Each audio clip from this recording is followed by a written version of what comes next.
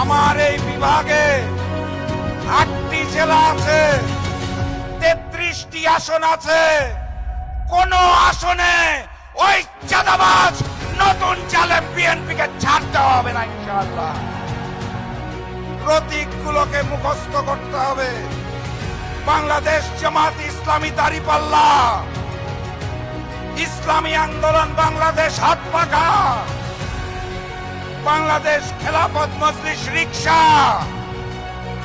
খেলাফত মজলিস দেওয়ালঘড়ি, বাংলাদেশ খেলাফত আন্দোলন বটগাছ, Bangladesh development party ফুলকপি এবং আমার দল জাতীয় গণতান্ত্রিক পার্টি জাকপার প্রতীক চশমা।